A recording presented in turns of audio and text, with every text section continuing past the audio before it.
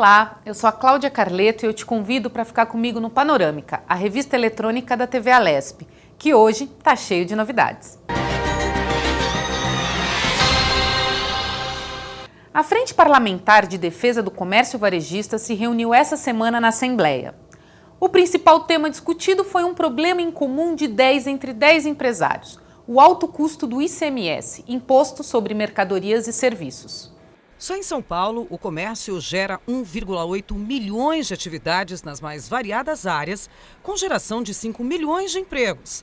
Cerca de quase 4% do PIB, Produto Interno Bruto brasileiro. Mesmo assim, dois setores do comércio varejista ainda precisavam de mais atenção: a indústria têxtil e a de calçados. A gente não tinha uma proteção, uma representatividade formal e muito menos política.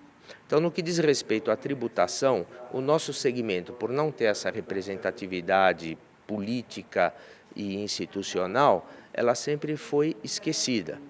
E o nosso objetivo foi, colocando essa entidade para funcionar, que ela nos representasse e conseguisse que o governo nos ouvisse, conseguisse que o governo estudasse, e a gente agora, através da Frente Parlamentar, está conseguindo ter acesso, o governo está nos ouvindo, nossos estudos técnicos estão sendo apresentados, estão sendo muito bem tratados e a gente acha que nós vamos conseguir o nosso pleito. Há quase 2 anos, a Frente Parlamentar em Defesa do Comércio Varejista do Estado de São Paulo conquistou seu espaço na Assembleia Legislativa. Reuniões que acontecem frequentemente discutem técnicas de produção e distribuição de produtos, sustentabilidade comercial e, claro, impostos. Um deles chama mais atenção: o ICMS, Imposto sobre Circulação de Mercadorias e Prestação de Serviços. O estado de São Paulo tem um dos maiores do país. Segundo estudos levantados pelos comerciantes e levados até as mãos do governador, quanto menor for o ICMS, maior será a arrecadação para o governo do estado.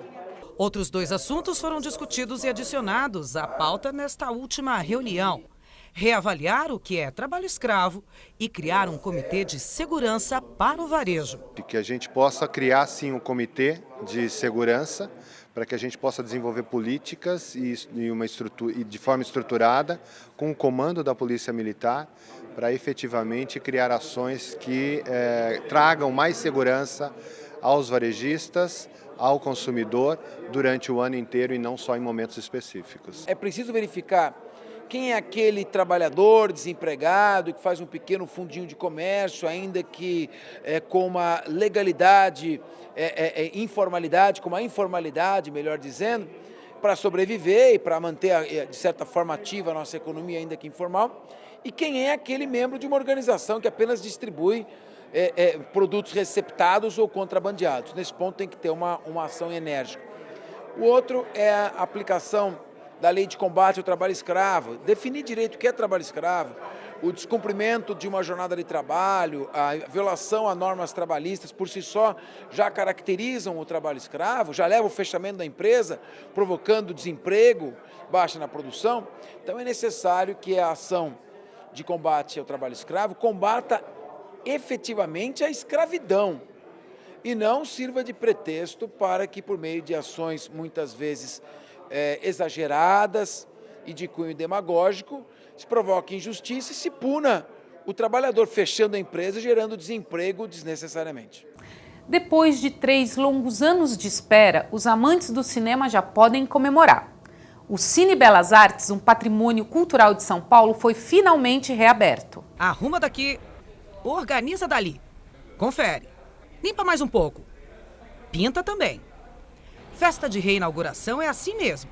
Todo mundo tem de botar a mão na massa. Ainda mais depois de ter ficado fechado por 3 anos. Isso mesmo. O mais paulistano dos cinemas reabre suas portas neste sábado e em grande estilo. Tirando as paredes, a gente reformou o cinema integralmente, toda a parte elétrica, ar-condicionado, dutos de ar-condicionado, além do que as pessoas vão ver, que são poltronas, telas, som e a projeção, projetores de última geração. Todas as salas têm projetores digitais, mas nós também temos 3 salas com projetor 35mm para poder exibir cópias de clássicos do cinema. enfim.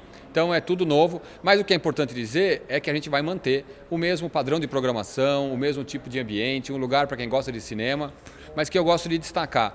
Não é só para quem é cinéfilo, para quem estudou faculdade de cinema, que aqui só tem filme difícil. O que aqui não tem são aqueles filmes que a gente chama de filme pipoca. Eu não tenho nada contra esses filmes, mas já tem 100 cinemas em São Paulo passando, então não precisa ser mais um. O que a gente passa são filmes um pouco diferentes, mas tem comédias, tem filmes às vezes de suspense até, ou enfim, filmes um pouco mais sofisticados também, para quem quiser arriscar de assistir um filme diferente. Mas fundamentalmente, eu gosto de comparar com praça de alimentação. Né? Em qualquer praça de alimentação tem aquela famosa casa de hambúrguer, não tem? Todo mundo gosta de hambúrguer. Agora, tem um chinês, tem um árabe, tem um japonês, tem um italiano, enfim, de vez em quando você quer variar. Tem o Belas Artes, o Caixa Belas Artes é um cinema onde você pode variar, vir ver filmes diferentes. A partir das 13h30 da tarde deste sábado, 2 faixas da Rua da Consolação serão fechadas e uma banda de música irá recepcionar os paulistanos na festa para a devolução do Cinema Belas Artes. Das 6 salas, 3 estarão abertas e, claro, filmes não faltarão. Na programação de um dia especial de Héctor Escola, a Queimada, de Dilo Pontecorvo. A festa é do Cine Belas Artes, mas quem recebe o presente é o paulistano. No dia da grande estreia, os ingressos irão custar R$ 5,00 a meia entrada, mas só para quem for morador de São Paulo. E para comprovar, basta trazer o comprovante de residência. Lembrando que é um comprovante de residência para cada pessoa que vier aqui. E a reabertura do Belas Artes foi tema do Por Dentro da Política dessa semana, com a deputada Alessi Brandão. Olha só. Deputada, vamos falar das ações relacionadas à cultura. Eu tenho aqui elencados alguns temas e eu gostaria de discutir e avaliar com a senhora. Pois não. A questão de o tombamento, a desapropriação e agora, inclusive, a reabertura do Cine Belas Artes. Houve aqui uma audiência pública para discutir a época, a senhora esteve à frente. Vamos falar um pouco sobre o Cine Belas Artes, que é um patrimônio de nós, os paulistas e paulistanos.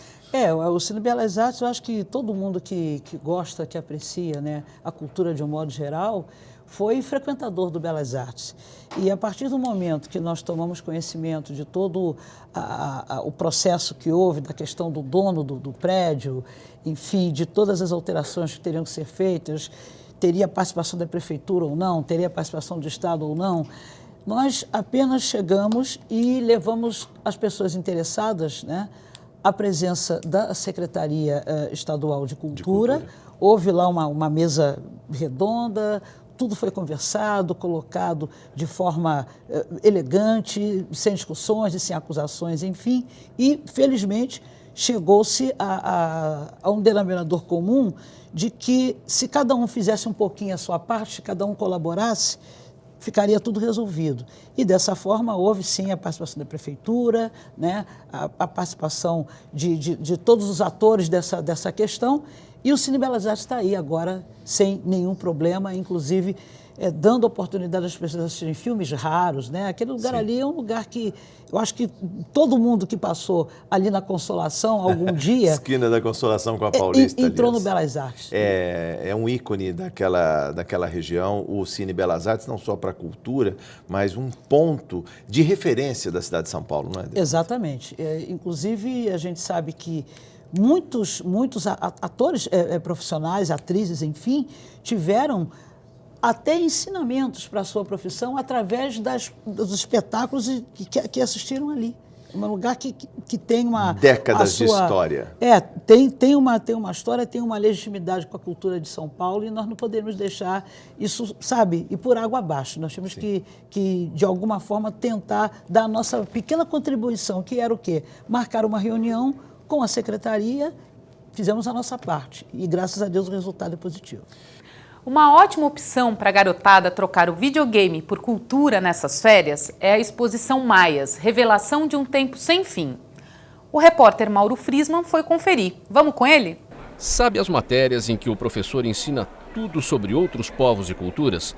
Elas ficaram muito mais legais fora da escola e em plenas férias. Para a molecada que está visitando a exposição Maias, Revelação de um Tempo Sem Fim, Aqui, os últimos dias de descanso viraram uma incrível aula de história. A turma está fascinada em aprender mais sobre a civilização que marcou sua trajetória em pedras de grande beleza e monumentos preservados até os dias de hoje. Eu acho que é bem legal, porque a história do passado que a gente já passou nos lugares, é muito importante saber, porque saber de onde a gente está vindo, onde vem as coisas que a gente já aprendeu, que a gente está aprendendo sobre tudo. É bem diferente do que só ouvir. E também é bacana ler e descobrir histórias sobre isso. É muito bom a gente vir para cá porque a gente aprende sobre esses povos, a gente consegue entender sobre eles. É isso aí. É menos completo na sala, né? Lá a gente vai ver mais geral. Aqui dá para se aprofundar legal, dá para ver mais profundamente sobre cada obra que você quiser. Dá para estudar mais. São mais de 3.000 anos de história contados em cerca de 380 objetos que nunca tinham saído do México. As peças revelam o estilo de vida, a organização sociopolítica e a religiosidade dos maias. Obras extremamente trabalhadas que são parte do que restou depois que os espanhóis invadiram seus territórios. Tem peças incríveis da arquitetura que foram trazidas, peças de grande escala, que a gente só vê em sítios.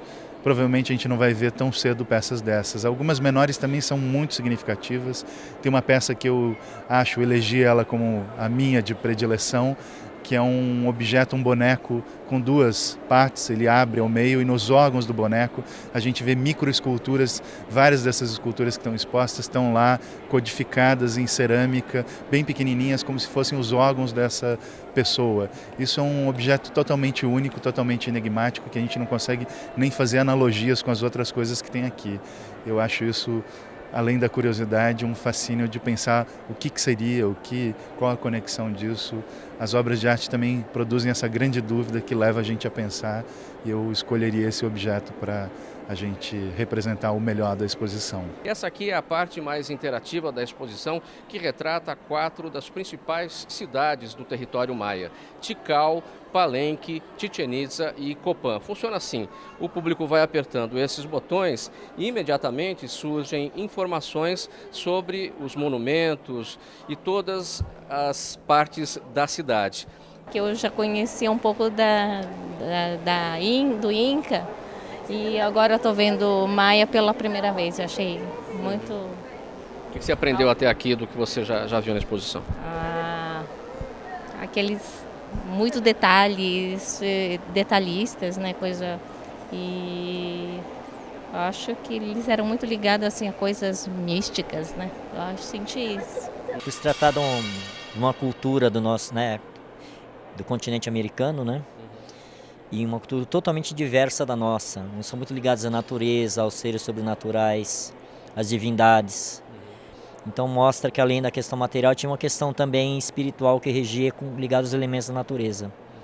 Eu estou gostando muito. A exposição Maias, Revelação de um Tempo Sem Fim, vai até o dia 24 de agosto, de terça a domingo, das 9 da manhã às 5 da tarde. E o melhor, é de graça.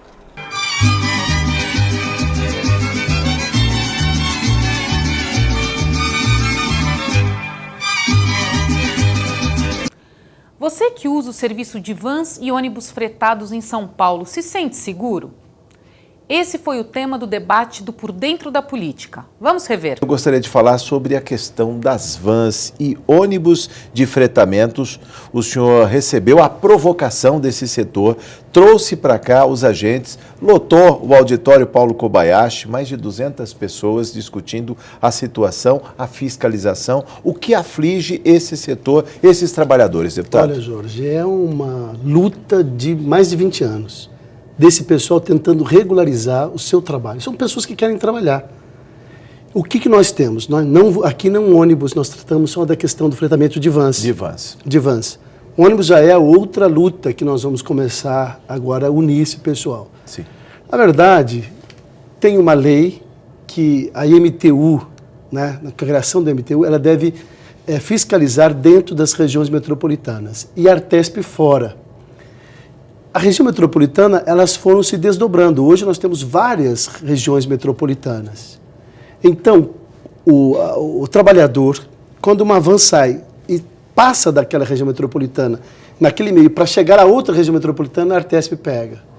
Então tem duas... Mas há um cerco de fiscalização? Tem duas fiscalizações. Sobrepostas. Sobrepostas. É a mesma, né, é o Estado com duas fiscalizações e o trabalhador não consegue trabalhar. Mas ambas, tanto a MTU, a Empresa Metropolitana de Transporte Urbano, e a Artesp, que é a agência delegada dos serviços de transportes, ambas não estão sob a égide do Estado de São Paulo? Ou seja, exatamente. Quem dá esse poder de fiscalização, esse poder de polícia, não é o Executivo, não é o governo do Estado? Exatamente. Por conta disso, por conta desse conflito, porque a lei foi feita quando havia uma ou duas regiões metropolitanas. Sim. Hoje nós temos outras regiões metropolitanas. Sim.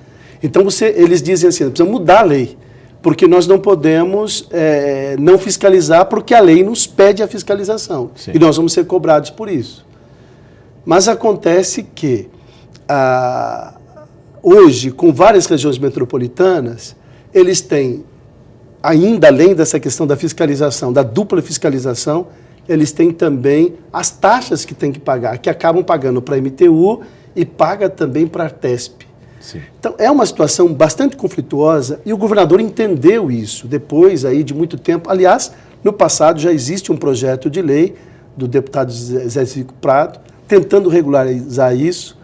O governo vetou esse projeto, ele voltou para a Assembleia dizendo que aí existe um erro de iniciativa, porque é de iniciativa do executivo, privativa do Executivo. Do Executivo e não do Legislativo. Então, o veto... Aliás, a maioria dos projetos acabam sendo vetados por conta disso. Inconstitucionalidade. Vício de iniciativa. Mesmo passando por duas vezes aqui na Comissão de Constituição, Justiça e Redação. Vício de iniciativa. O Panorâmica faz a primeira pausa de hoje. Não sai daí não, que eu volto rapidinho.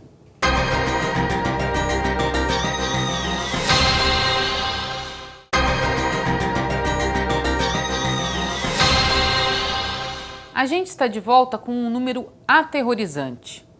De cada 10 mulheres brasileiras, 7, isso mesmo, 7 já sofreram algum tipo de violência dentro de casa. Quer um número ainda mais angustiante? Por dia, 15 mulheres morrem, em média, vítimas de violência praticada, na maioria das vezes, pelo parceiro. Dá para acreditar? Essa violência covarde, cruel, foi tema do AL Debate dessa semana. Não dá para perder. Dentro desse raciocínio de que muitas não sobrevivem aos maus tratos e outras perdem anos de vida saudável, é correto afirmar que as mulheres agredidas elas devem ser tratadas como sobreviventes e não como vítimas? Esse é um tema bastante complexo, porque essa violência que essa mulher sofre, a gente tem que entender que está dentro de um contexto muito complexo porque normalmente a mulher não é vítima de um tipo de violência, né? Normalmente ela é vítima de violência física, da violência moral, da violência sexual, violência psicológica, e dentro desse contexto todo é muito difícil muitas vezes você pensar de que forma que você vai tratar essa mulher. E mais do que isso, nós temos que pensar que essa violência é uma violência que é praticada dentro de casa, por pessoa com quem ela tem um vínculo sentimental. É uma pessoa que eu costumo dizer que ela tem um álbum de casamento, tem filhos, tem interesse, tem uma série de coisas, o que significa a complexidade muito grande do tema. Amelinha, a mesma questão. Essas mulheres devem ser tratadas como sobreviventes ou vítimas? Olha, a questão de ser vítima, a gente tem que ir com cuidado, porque essa mulher tem que ser protagonista da sua própria história. Ela tem condições de tomar decisão, ainda que ela esteja na condição de vítima. Então, é importante que garanta, que tenha esse olhar, e eu acho que, inclusive, foi com essa preocupação que foi feita a Lei Maria da Penha, com um olhar de que esta mulher ela tem que ser fortalecida, e ela tem que ser ouvida, acolhida, e esse acolhimento tem que dar muita atenção a essa história que ela conta, a essa narrativa dessa mulher, porque eu acho que é aí que está o desafio, se olhar essa vítima como uma protagonista, uma mulher que está em situação de violência, ela está vivendo uma situação de vítima, mas ela pode virar essa história, ela pode escrever uma nova história para ela, para a família, para a comunidade. Eu acho que esse que é o ponto, é que nós, a sociedade, o Estado, as políticas públicas ainda não deram o clique, entendeu? Porque quando você acredita nessa mulher, acredita no potencial dessa mulher, você transforma essa história, né? E você, para isso, você tem que entender, eu acho, precisa de compreender que a violência contra as mulheres é aprendida, é uma construção social. Não é verdade que os homens são violentos e as mulheres são submissas, passivas. Essa história foi contada, foi construída há milênios, ela se repete, ela se multiplica, ela se reproduz no momento atual, inclusive, né? Tanto é que você mostrou aí, 15 mulheres são assassinadas por dia, né? Por dia no Brasil. E se for mulher jovem, as mulheres jovens são mais ainda vítimas desse assassinato. Então, quer dizer, nós estamos perdendo mulheres numa falta de compreensão de que essa violência ela é aprendida. Você aprende tanto a ser agressor como a ser vítima. E nós temos que mudar essa história radicalmente. Nós temos que enfrentar essa história, ouvindo essas mulheres, dando mesmo a palavra para elas. Eu acho que está faltando isso, entendeu? Isso é que é o grande desafio para a gente enfrentar. Branca, pegando esse gancho da Amelinha, de que a violência contra a mulher é aprendida, que outras razões essa violência tem que você pode apontar a partir do trabalho desenvolvido nessa transformação que a Amelinha também falou da história dessas mulheres na Casa Helena de Gramont? Nós trabalhamos também com esse conceito de mulher em situação de violência, dentro dessa perspectiva de que se ela está numa situação, ela pode sair dela. E como vítima, ela se sente muitas vezes sem saída, sem recursos. Então, nós trabalhamos com esse empoderamento, com esse fortalecimento, com essa construção da autonomia dela.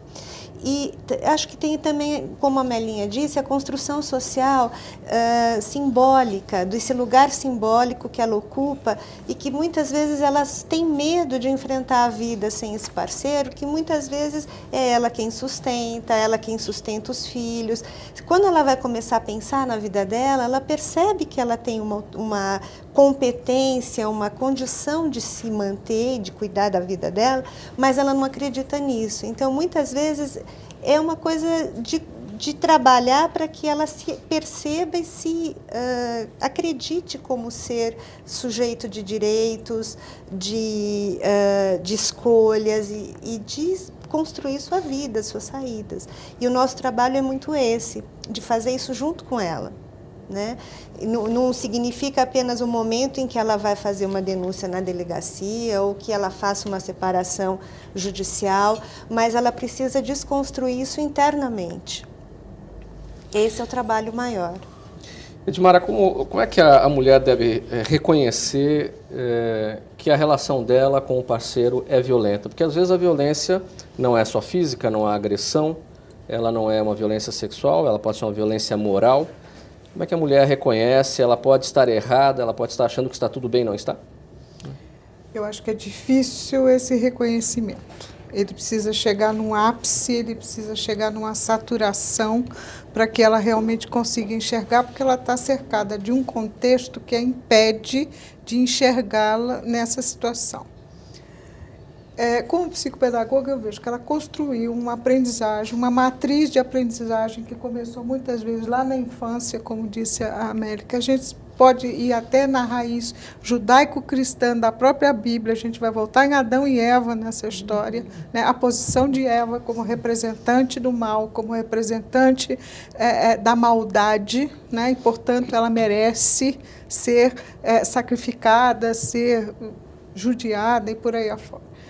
Então, eu acho que o grande trabalho dessa mulher é alguém, junto com ela, mudar esta visão, dar a possibilidade de ela se enxergar nesse papel.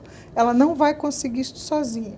Então, eu acho que a grande questão aí é nos meios de saúde da política pública, ter o psicólogo, ter o terapeuta que ajude a mulher, porque desconstruir sozinha não vai.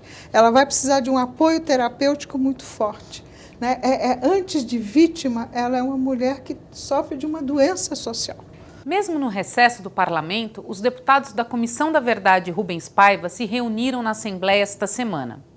Os debates giraram em torno do caso Operação Pajuçara, que aconteceu durante a ditadura militar. A história dos irmãos Otoniel Campos Barreto e José Campos Barreto, o Zequinha, consta no livro Dossiê Ditadura, Mortos e Desaparecidos Políticos no Brasil, e foi lida pela sobrinha deles, Thaís Barreto. Ele foi o primeiro militante do agrupamento a ser deslocado para o sertão da Bahia.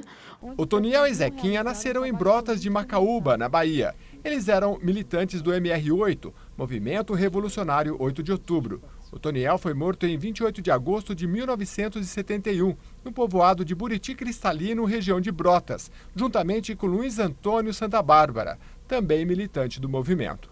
Zequinha, o outro irmão, conseguiu fugir juntamente com Carlos Lamarca, líder da luta armada e resistência à ditadura militar. Os dois fugiram caminhando por cerca de 300 quilômetros, mas acabaram sendo mortos no dia 18 de setembro de 1971. A Operação Pajuçara havia sido cumprida. A Operação de Pajuçara foi criada especificamente para destruir, para matar o ex-capitão Carlos Lamarca, que era a figura mais procurada desse país pelo regime militar. Os irmãos das vítimas da ditadura, Olival e Olderico, vieram dar seus depoimentos na Comissão da Verdade de São Paulo, presidida pelo deputado Adriano Diogo do PT, com participação da Comissão Nacional da Verdade. O regime militar também marcou Olderico, preso por 2 vezes num total de 4 anos. O pai dele, José de Araújo Barreto, foi torturado. Marcas que a família não esquece. Meu pai foi barbaramente torturado, né, agredido, chutado. Né? Na casa do meu pai estava com 64 anos de idade, né? Então eles chamavam ele de velho canalha, agrediam fisicamente e com palavras. Foi uma situação realmente que só um regime como a ditadura pode fazer, né? Os agentes do Estado brasileiro, que eram, na minha opinião, acho que os verdadeiros terroristas mesmo eram os agentes do Estado, né? Eram gente de má índole mesmo, pessoas que não tinham coração, não. Passados mais de 40 anos, a família ainda busca os corpos de Olderico e Zequinha, que precisam ser exumados do cemitério Campo Santo, em Salvador, Bahia. Para o presidente da Comissão da Verdade de São Paulo, o deputado Adriano Diogo, do PT, essa é uma dívida da sociedade. O problema é que o ano está acabando, o trabalho da comissão está terminando, aí vem um período eleitoral. Mas eu espero que eles tenham uma expectativa que isso ocorra em setembro, porque tem que exumar, tem que localizar, tem que exumar, tem que periciar. Você imagina que eles demoraram para falar isso? Mais de 40 anos, né? 42 anos para falar tudo isso. É da nossa responsabilidade. A Receita Federal pagou esta semana o segundo lote de restituição do Imposto de Renda Pessoa Física 2014. Você que é um desses contemplados já sabe o que vai fazer com um dinheirinho fora de hora? A repórter Viviane Cesarino conversou com um educador financeiro que vai dar as dicas para fazer o seu dinheiro render mais. Essa, quem não pode perder sou eu. Dinheiro à vista. Mais de R$1,5 bilhão na conta dos contribuintes que estão no segundo lote da restituição do imposto de renda. Na Avenida Paulista, o coração financeiro de São Paulo, o assunto é o bolso, claro. E não é que encontramos muito mais consumidores controlados do que gastões. Pelo menos uns 20% eu tento guardar para futuro imprevistos que podem acontecer, né? De repente a gente pode passar um aperto, então eu tenho guardado alguma grana. Não é muito, mas ajuda no final. Eu sou pouco consumista, eu economizo mesmo. Até agora, na época da Copa, eu consegui me controlar um pouco. E aí dá para aproveitar a promoção agora depois da Copa, né? Que ficou mais em conta, mas geralmente fazer compra eu não faço muito não. A tentação baixa, né? Baixa para gastar, mas eu procuro guardar um pouco. Procuro manter essa medida de guardar e também gastar. Um pouquinho de cada um, sou bem equilibrado referente a isso. Você consegue guardar? Consigo sim. Para quê? Para um sonho, assim? Eu economizo para comprar algumas coisas futuramente, então trocar de carro, para uma casa, algumas melhorias de vida. A gente tem que se segurar para não gastar, né? E a maioria das vezes comprar tudo à vista, para não se endividar em cartão de crédito, que a gente já se endividou muito. Mas para a maioria, equilibrar as contas e conseguir guardar dinheiro ainda sai bem caro. Essa empresa de educação financeira oferece cursos e livros para ensinar como fazer tudo isso. Educação financeira se aprende desde pequenininho, é na infância mesmo, a partir dos 3 anos de idade. E para isso nada melhor do que os bons e velhos cofrinhos. Só que aqui eles são só exemplo para lembrar do que a gente deve fazer com os nossos sonhos quando adultos, classificá-los em curto, médio e longo prazos. A casa é um sonho de longo prazo, por exemplo, e para comprar um imóvel é preciso poupar dinheiro de forma específica. O Reinaldo Domingos desenvolveu uma metodologia e não economiza nas dicas para ajudar. Nós temos 4 passos. Diagnosticar, sonhar, orçar, poupar.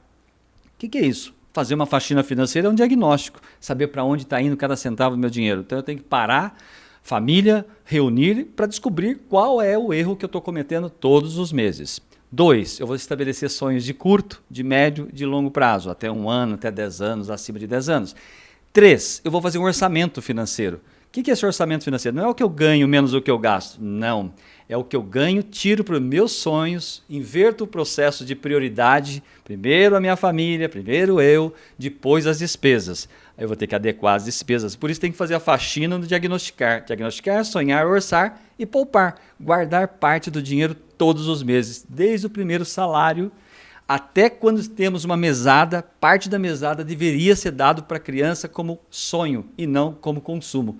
Por isso nós estamos criando muitos consumistas e endividados. E precisamos criar uma nova geração de pessoas saudáveis e sustentáveis financeiramente. Vamos dar mais uma paradinha agora. Eu volto já já com mais panorâmica para você.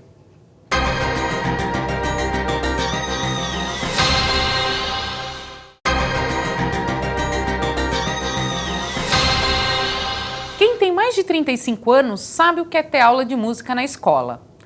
No Assembleia Convida desta semana, o deputado Roberto Engler, do PSDB, falou sobre os 19 anos do projeto Guri, que estimula a criatividade e o trabalho em equipe. Um dos programas mais bonitos que eu conheço, que é o Projeto Guri, um programa do governo do estado, e que ela é a diretora executiva responsável pela coordenação desse projeto magnífico. Vamos falar desse projeto para quem não conhece, para o nosso telespectador que ainda não conhece o Projeto Guri, que já tem 19 anos, é isso, Alessandra? Exatamente. Bom, gostaria de agradecer a presença primeiro. Para mim é um prazer imenso também estar aqui conversando com vocês hoje. Bom, o Projeto Guri completa 19 anos esse ano e é um programa de ensino musical gratuito da Secretaria de Estado da Cultura, Sim. que é gerido por meio de 2 organizações sociais.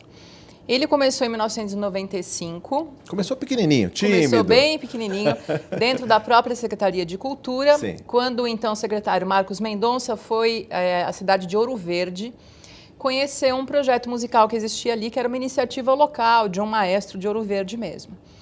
E esse projeto de Ouro Verde era baseado no grande projeto de orquestras da Venezuela, que é o sistema que hoje em dia é muito conhecido, mas na época Sim. era um pouco menos conhecido. O secretário Marcos Mendonça, então, ficou bastante entusiasmado e resolveu fazer uma política pública nesses moldes. Como você disse, começou bastante pequena, começou na cidade de São Paulo, com um polo de ensino na oficina Amácio Mazzaropi, ali no Brás. Um ano depois, foi estabelecida uma parceria com então FEBEM, né? Sim. Hoje em dia, Fundação Casa. E também foi estabelecido um primeiro polo de ensino dentro de uma unidade da FEBEM. Bom, muitos anos se passaram desde então, né? Em 1997, 2 anos depois do início do projeto, foi criada uma associação de amigos. Sim. Essa associação de amigos captava recursos para o projeto e ajudava a gerir. E em 2004, depois de estabelecida a lei que regulamentava o contrato de gestão de organizações sociais de cultura com os governos, essa associação de amigos passou a ser uma organização social que começou a gerir o projeto, portanto, fora do âmbito governamental, mas ainda com um contrato com o governo e com metas e diretrizes muito bem estabelecidas juntamente com a Secretaria de Cultura. E quem é o projeto hoje? Falamos do projeto em 95, né, Sim, deputado Roberto Engler, quando ele começou, mas o que é a capilaridade dele? Em quantos municípios? É muito abrangente. É isso que eu queria que você falasse então, hoje. O tamanho projeto, e a musculatura desse projeto. Hoje em dia, nós estamos presentes em metade do estado de São Paulo, basicamente. Metade do estado. São 645 municípios no estado. Nós estamos em 320. 320. Deles, Então, e muito bem distribuídos esses municípios, ou seja, não tem região que não tenha polo do projeto Guri, né?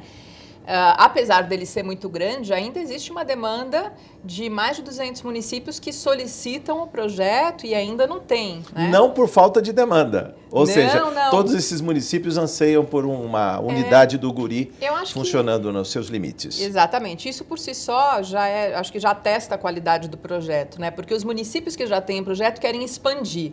Sim. Querem abrir um outro turno, querem abrir novas turmas, e os que ainda não têm querem ter.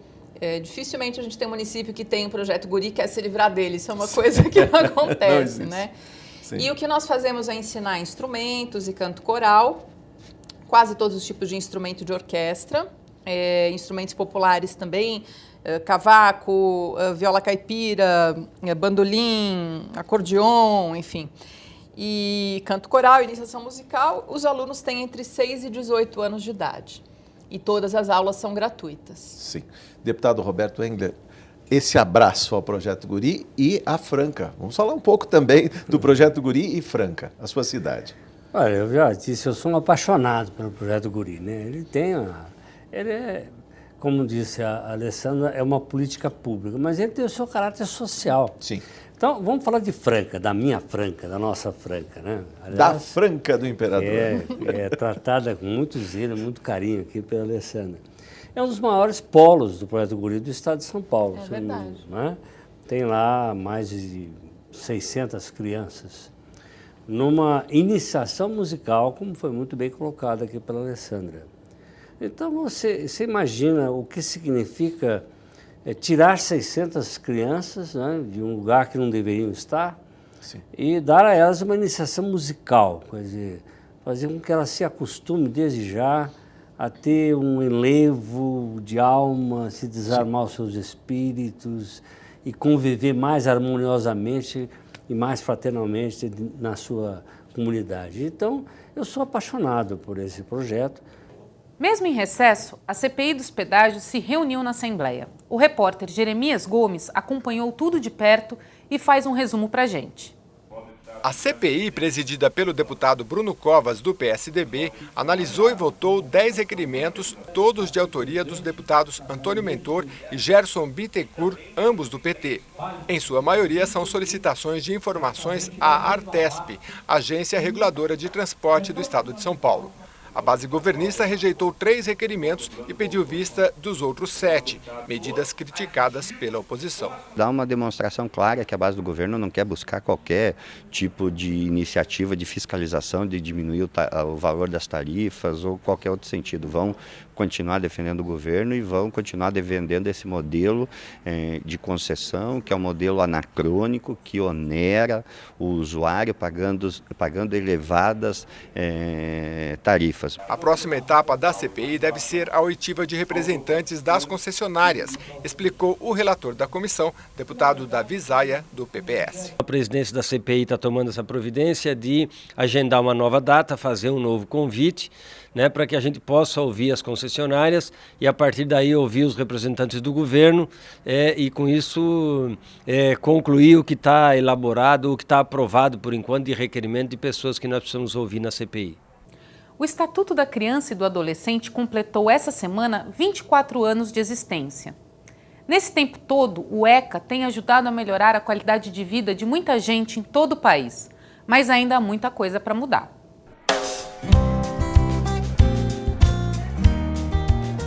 Não tem bolo de aniversário, mas tem comida de sobra para comemorar os 24 anos do Estatuto da Criança e do Adolescente. E é porque o ECA existe que esta turminha está aqui. 180 meninos e meninas de 6 a 14 anos frequentam o centro comunitário, mantido com verbas da prefeitura e com doações. Todos têm famílias, eles estudam na região central, eles são moradores de pensão, ocupação, e quem consegue ter um poder aquisitivo um pouco melhor, consegue alugar kitnets. O centro comunitário fica no bairro da Liberdade, só que bem pertinho de uma região perigosa aqui de São Paulo, a Baixada do Glicério. Nessa região central, quando as crianças não estão na escola, ficam mesmo vulneráveis. Tem o perigo da violência, das drogas, podem chegar até a pedir esmola nos semáforos. Mas aqui, esses meninos e meninas encontraram o que o ECA, o Estatuto da Criança e do Adolescente, instituiu de mais importante: a garantia da proteção. Mostrando coisas diferentes, novos conhecimentos, que a partir daí eles possam fazer as próprias escolhas. Então eles vão ter conhecimento do que é bom, do que é ruim, e aí eles vão ter na mão deles, eles vão ser cidadão que ele pode escolher, ter a própria escolha no momento certo. Então a gente procura tirar eles do foco ocioso, né? Esse foco que é o meio período que eles ficam na rua. Então a gente traz para cá, fazendo uma demanda, essa mãe participa dessa demanda e os casos mais necessitados é feito a matrícula da criança, onde a gente tem aqui aula de informática, dança, fralta doce, artesanato, e o objetivo maior é de tirar eles da Baixada do Glicério, que hoje, infelizmente, está o grande foco das drogas aqui na região central.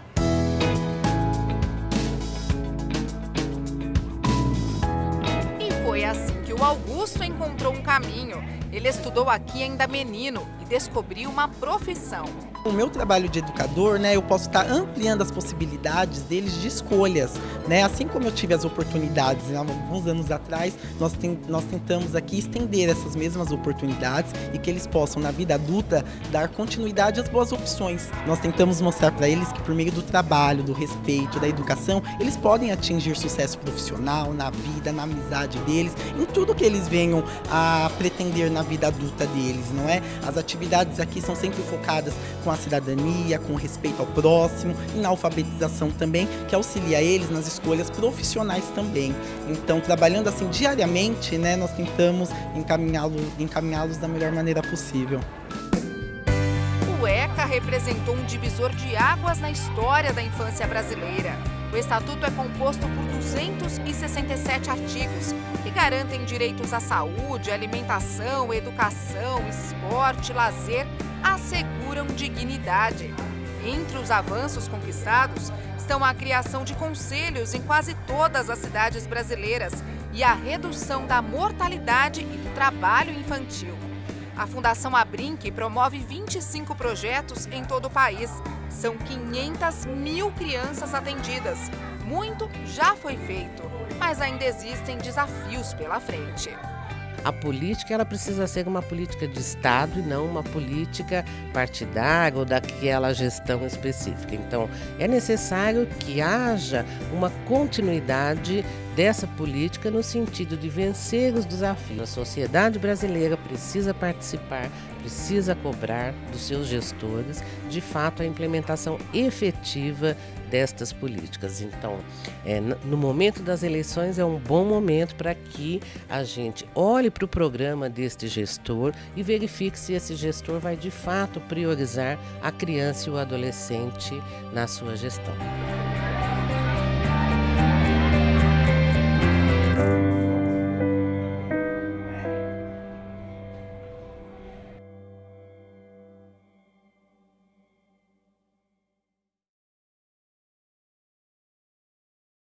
Agora, vamos falar de história? No Memórias do Poder Legislativo dessa semana, o convidado foi o ex-presidente da Assembleia, Luiz Máximo. Ele contou detalhes da elaboração da Carta Paulista de uma nova Constituição. Eu tive a honra e muito orgulho de, como presidente da Assembleia Legislativa de São Paulo, instalar em 18 de outubro de 1988 os trabalhos da Assembleia Constituinte de São Paulo. Foi uma sessão solene, muito bonita. Nela se fizeram presentes o governador Orestes Quercia, os então senadores Fernando Henrique, Mário Covas, os presidentes dos tribunais de justiça, de contas, do Tribunal Militar, autoridades eclesiásticas, os representantes das Forças Armadas e a participação popular muito forte. E eu tive uma incumbência que me acarretou uma responsabilidade muito grande. Quando nós estávamos discutindo a respeito de como seria esta solenidade, e nós já trabalhávamos como presidente da Assembleia na elaboração do regimento da Constituinte. O senhor foi o responsável? Sim, foi aprovado na minha gestão como presidente. Depois foi você elaborado. Conta um pouquinho mais para a gente, porque o regimento era a base para você poder trabalhar, é a ferramenta de elaboração do texto constitucional. Porque foi elaborado antes o anteprojeto, por uma comissão. Esta comissão, que é encarregada do anteprojeto, ouviu os mais variados segmentos da sociedade. Todos que quisessem dar uma contribuição, sugestão. E depois você tem que ter um regimento que assegurasse, de uma forma clara e firme, as normas procedimentais. De como fazer, apresentar uma emenda, como proceder essa emenda, qual a competência de cada comissão, quais seriam essas comissões, quantos membros, a forma de indicar. Mas nessa instalação, teve uma reunião prévia com as lideranças. Quem vai falar? Porque quem vai falar? Então vai falar, se for falar todo mundo, cada representante, nós vamos levar uma vida inteira para instalar.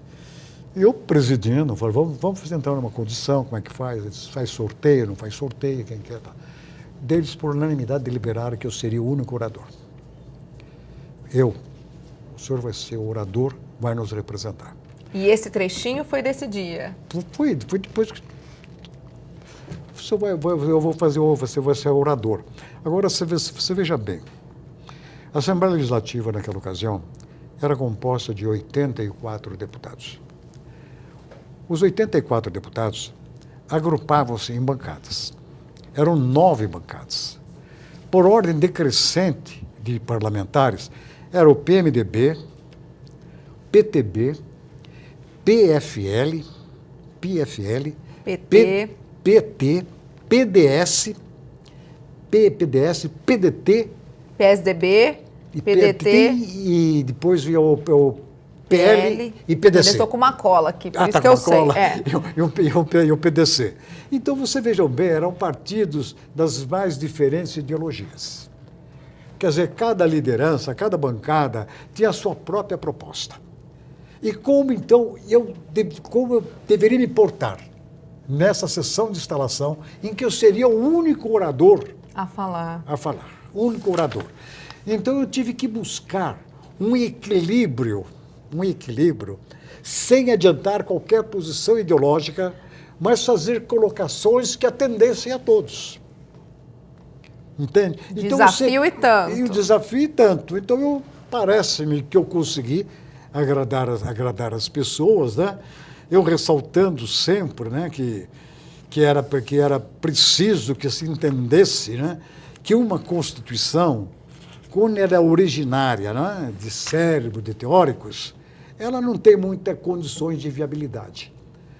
A Constituição que mais tem caráter de perenidade, de maior respeitabilidade, é aquela que surge, né, de transação, de compromissos, mas transação e compromissos realizados após o entrechoque de opiniões e de atitudes. Para daí você extrair o meio termo. E esse foi o grande mérito que os constituintes estaduais tiveram. Eles souberam entender que esta Constituição não deveria ter linhas ideológicas extravagantes ou exóticas. Que expressassem o que determinado partido pensa. Que tem que chegar e dizer, nós temos que guardar uma simetria com a Constituição Federal. Nós não temos liberdade de fazermos o que bem entendemos. Então, o que nós temos que fazer é procurar fortalecer o texto constitucional da melhor forma possível, de que ele reflita, na medida da possibilidade, um pensamento médio, pelo menos, da sociedade. Então, tivemos debate. Nós ficávamos aqui nas comissões, principalmente a comissão de sistematização, da qual fazia parte, nós começávamos às 3, 4 horas da tarde e até 4, 5 horas da madrugada do dia seguinte. Não tinha fim, né? Não tinha fim. Quer dizer, os deputados agiram com uma grande responsabilidade na elaboração da Constituição. As divergências ideológicas, as questúnculas partidárias ficaram superadas pelo interesse maior de todos, que era dotar São Paulo de uma Constituição à altura de sua história e de suas tradições. E que tal a gente fechar o Panorâmica dessa semana curtindo um chorinho da melhor qualidade? O Choro das Estações está chegando enquanto eu me despeço. Até a semana que vem. Tchau!